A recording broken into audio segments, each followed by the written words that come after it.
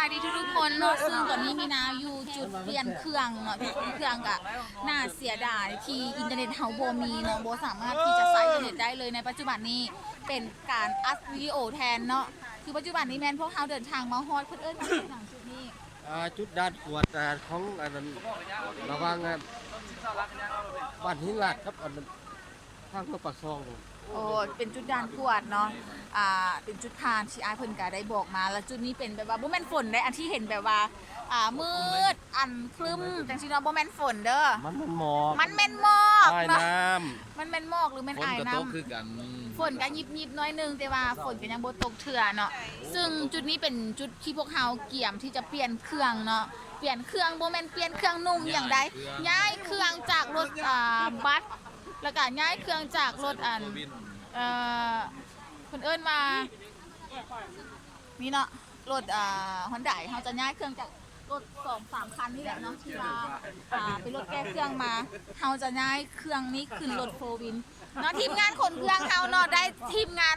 คำภูวงศ์สาขาปากเซเนาะเพิ่นจะเป็นทีมงานขนเครื่องให้กับพวกเฮาเนาะแล้วก็เดินทางนํกันแม่นบ่อ้ายบ่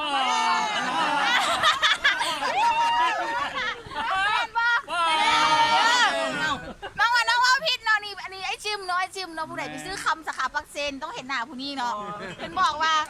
ช่วงนี้เนาะคำของสาขาปักเซนหรือว่าทุกสาขาของสาขาคำภูวงศ์นี่ซื้อ2 สลึงนี่ได้ฟูป่องเด้ออย่าลืมเนาะรุ่นโซ่ให้ซื้อบาท1ผู้สาวซื้อบาท1ให้ท้องแก้มบาท1ไอ้จิมว่าขออนุญาตเมื่อเฮือนหวังว่าเมียจะบ่ได้เบิ่งคลิปนี้นะเนาะแต่ได้มันก็มีโปรโมชั่นอยู่เด้อหลากหลายเลยเนาะสาขาปักเซเนาะแถมมาทุกสิ่งทุกอย่างอันนี้ทีมงานของพวกเราเนาะแม่มาแล้วนี่รถมาแล้ว ร้านมาเลยรถเสียอาทหารเนาะรถเสียอาทหารพวกเขาจะขี่รถเครื่องเนาะเครื่องจะขึ้นรถทหารเนาะจะมีการเปลี่ยนเครื่องย้ายเครื่องที่จะขนเครื่องระยะทางจากนี้ไปใช้เวลาประมาณจากกิโล